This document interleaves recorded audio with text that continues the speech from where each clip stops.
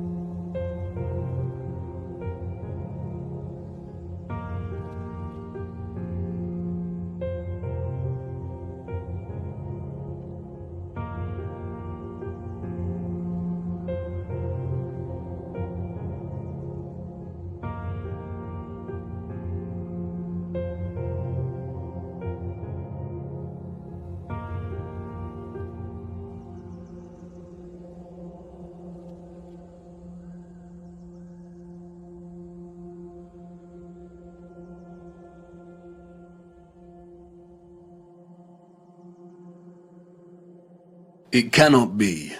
All this time, hiding in plain sight.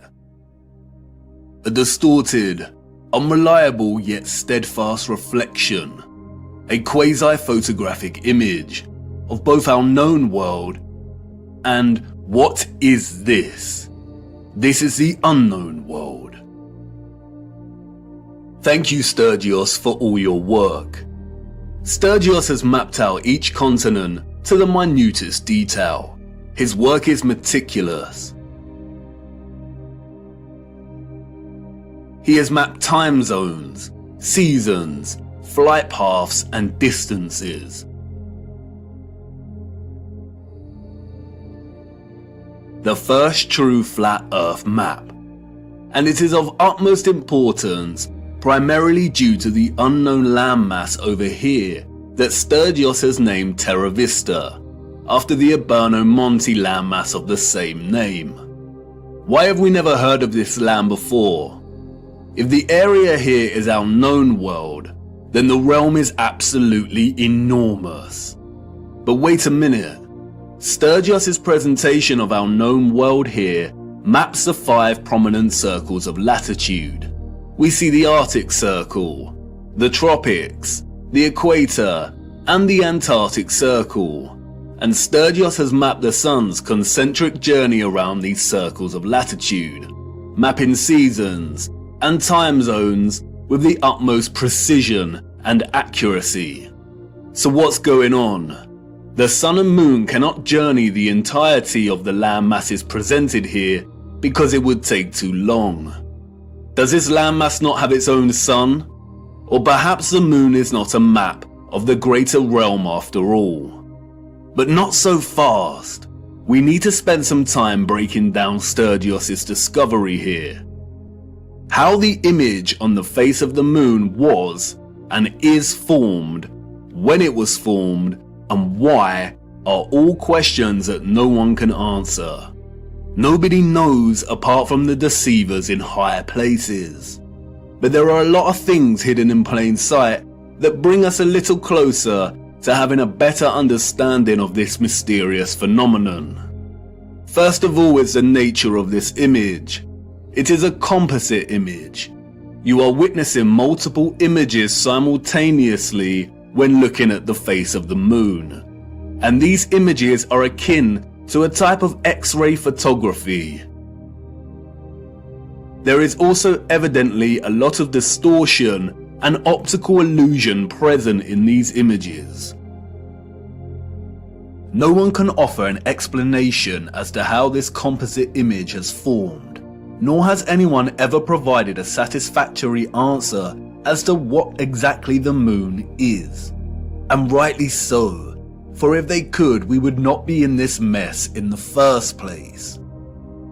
While most alternative views of the Moon's true nature are rooted in nonsensical theories, such as those dreamt up by many deceivers and boys who never grew up, and who like the idea that aliens created the Moon and there exist underground bases deep within its craters. There is one man, however, who spoke of the Moon in the years leading up to the space race in the 60s, and who offered a very sensible insight. In 1965, Professor R. Foster challenged the corrupt scientific complex by stating that landing on the Moon was an impossibility. It is an impossibility, according to Foster, because the Moon is plasma and not solid. Here is what he said in an interview. What is your theory? Well, it is by now rather more than a theory. 10 or 11 years ago, I stated to various scientists that the Moon is not a piece of rock, but it is a plasma phenomenon, a cosmic plasma, and that this fact will eventually be confirmed. I made certain predictions which were already confirmed in 1958, and the situation now is coming close to a complete confirmation. Scientific views expressed all over the world now that the Moon seems to be of a quite different nature of what was assumed. But the Americans and Russians are thinking of landing men on it. Well, that will never happen. Not on the Moon. On Mars, on Venus, on other planets, yes, but the Moon is definitely, as I assert, a plasma. Like most that speak out, Foster was most likely controlled opposition.